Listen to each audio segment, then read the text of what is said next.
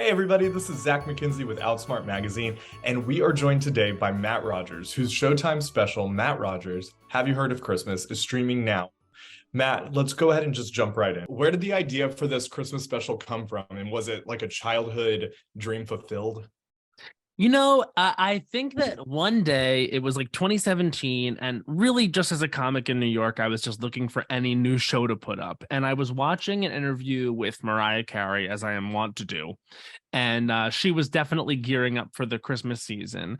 And the interview was like complimenting her on being not only such an excellent purveyor of Christmas content, like, of course, we all love the songs, but also a genius marketing mind, because now she would have something every year. She was seasonally ubiquitous, if you will. Like every year for Christmas, it's the Mariah show. And so I think that what I got from that was both a comedic idea, which is like, oh, I think that's really funny. Like it's this person that like wants to be famous every year on Christmas, and you can't ignore them. It has to happen every year because Christmas isn't going anywhere. And then secondarily, like just something that I thought would be a shrewd move for me, because now I get to perform every year. And that's all I really want to do. It's like, I wake up in the morning, open my eyes, and I think, how can I perform? How can I get out there? And so Yeah. basically, it was, both a funny idea that I had for like this person who was going to put out a Christmas album, because of course, that's how you say, relevant every year. And then also, it was how I was going to stay relevant every year. So it was like both a joke and also real, which I also think is like a good way to describe the special. You know what I mean? Like Yeah. it's is genuinely a Christmas special, but it's also dragging Christmas specials. Like it's celebrating Yeah. Christmas, but it's also dragging Christmas. I think it's, for everyone in that regard. Well, that leads perfectly into my next question because it isn't your typical Christmas special, right? And Mhm. so I'm wondering for you, because this is for our Houston LGBT magazine, and I'm Yeah. wondering, what does it mean to you just as a person, as a gay man, to create such a funny, but also just joy-filled, hilarious Christmas special that everyone can enjoy?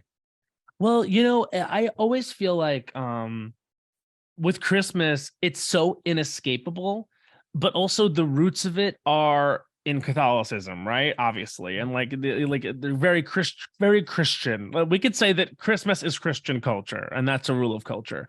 But and that's an exclusive on this for you.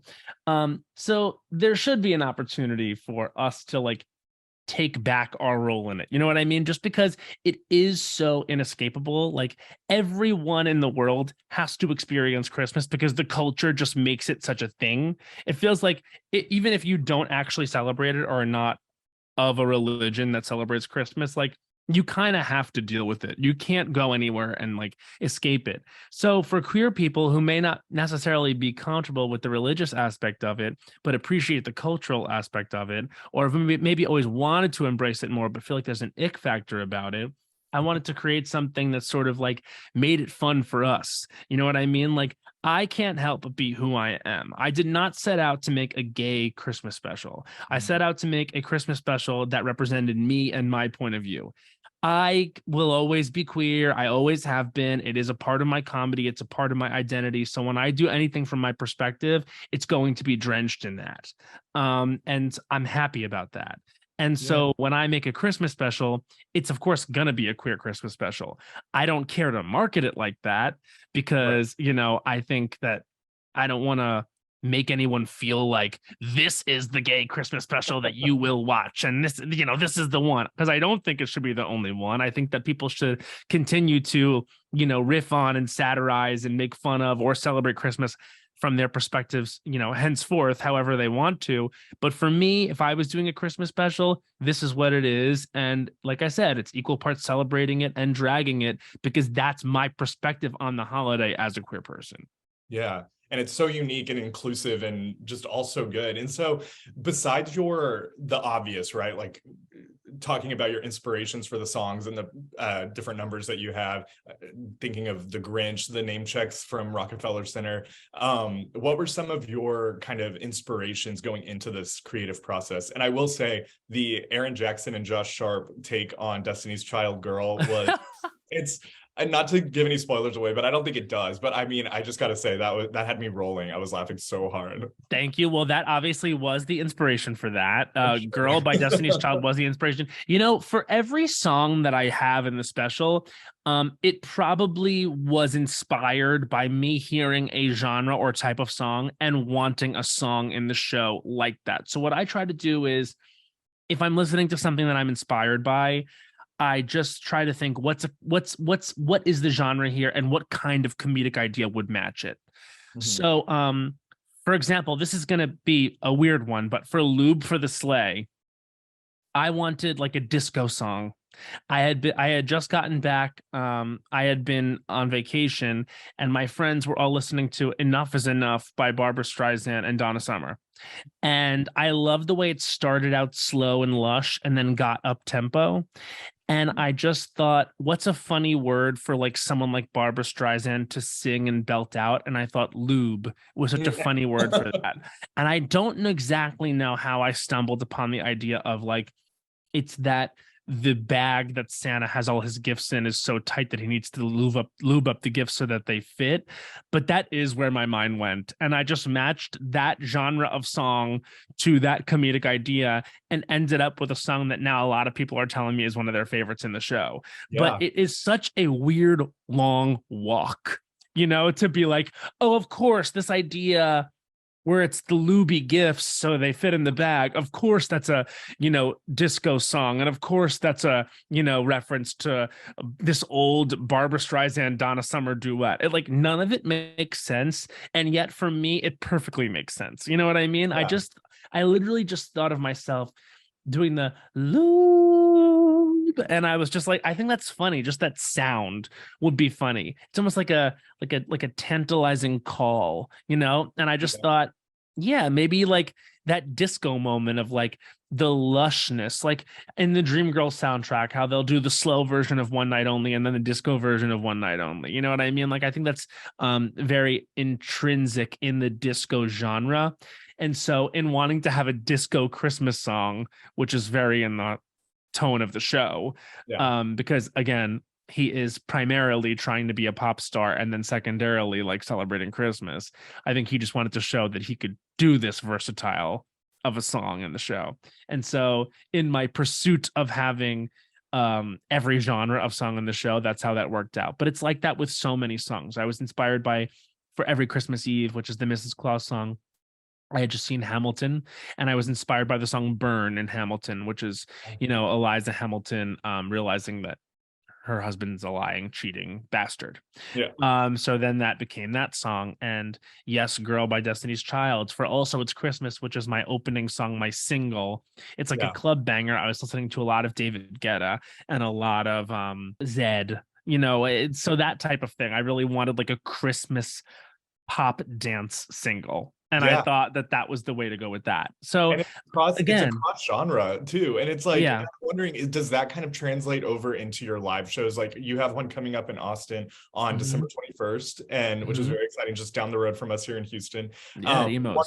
Wondering if there, emos, and wondering if there are any, is it, obviously it's not a cut and dry, like what you see on TV is what you see. What makes it different? What makes the live shows different?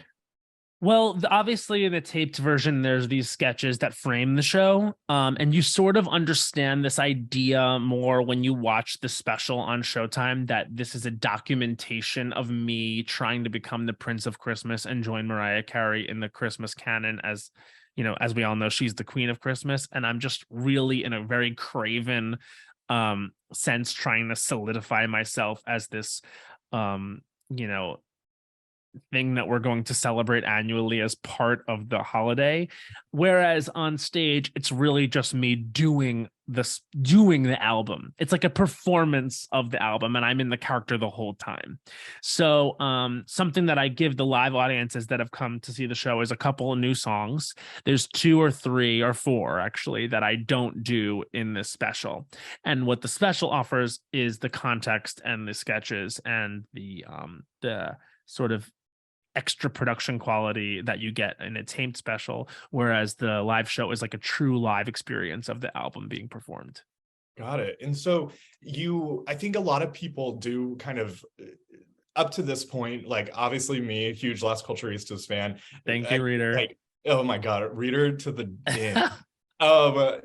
People think of you in tandem with your creative partners, like whether it be Bowen, whether it be Dave Mazzoni, but also for your projects. Like I love that for you and Fire Island, and then everything else you have coming up, right? Mm-hmm. But I was excited because this is you stepping out on stage by yourself, like solo, more or less. You've got your pianist and you've got your Aaron Jackson and Josh Sharp who come up on stage, but this is your solo show. What does it mean to you in this moment?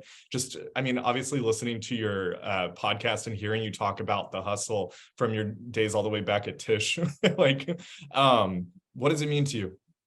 You know, it's a really great opportunity for me to be able to show what I'm individually all about. But also, I have never, ever felt like I wasn't showing who I was in my collaborations. I never felt like I hid behind anyone. I've always felt very enriched by my collaborative relationships.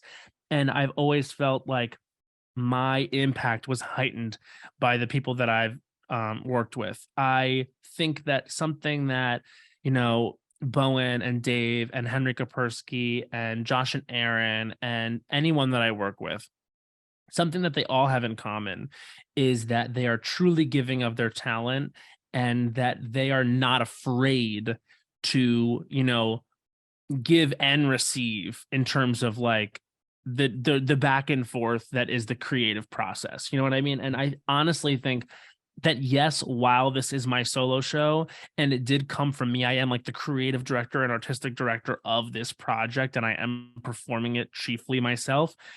Again, it would not be possible without Henry Kapersky. And so I think that anyone that steps out there, and maybe some stand-ups could say this, but anyone that steps out there and has a really truly like successful creative endeavor is lying if they say they do it by themselves. And I'm someone that knows that we are all made stronger when we lean into those relationships, when we celebrate each other, when we support each other, when we talk about what we're all doing. You know, that's one of the reasons why I enjoy doing Las Culturistas so much, is because it's a platform where I get to tell people about what I love, and then they get to see it, and then they get to tell other people. And that is genuinely, I think, the gift of doing the podcast is a chain reaction of positivity and creativity. And so that is really important to me. And so going forward, like looking forward to my collaborations and my individual quote unquote efforts, I always want to keep the spirit of collaboration. I always want to keep the spirit of togetherness, because I know that we're all made better for it. Absolutely. I've seen it happen. Yeah. Yeah. And I mean, to your point about the joy of what Las Culturistas brings, it is kind of a community. Like my friends, we adapt the like language and the words that y'all use and the phrases and stuff like that. So it's like, we're Hive. If you were to do an I don't think so, honey, about Christmas, you don't have to do the whole 1 minute thing. I won't put you through that. We're running out of time. But if it was like a topic, what is something that like you would just want to read for filth about Christmas? Look, I know that in the special, I have a song called Rockefeller Center, and I celebrate everything that is about that, that center. But I do want to say, I don't think so, honey, the tree. It's just a tree. And so many families like come from far and wide to see the tree. And then they get there and they stand up and like, yeah, it's a tree. Okay. Like for sure, it's got lights on it. Like that happens all over the place. You turn around, there's another tree with lights on it. This one's just big. And then where are you going to go? Like you're going to go get a $45 burger. You're going to go ice skate. Good luck. It's like a 2-hour line and you know it's overpriced. And also ice skating. Come on. Like the whole Rockefeller Center, for me, it's just like one big flop. Like go downtown. Yeah. And that's 1 minute. That's 1 minute, probably. Yeah. Awesome. Thank you so much, Matt. This is so awesome. And everyone watching, be sure to stream Matt Rogers, Have You Heard of Christmas? Streaming now on Showtime. Thank you so much, Matt. Thank you. This is so fun. Yes, I'll talk to you soon. Bye.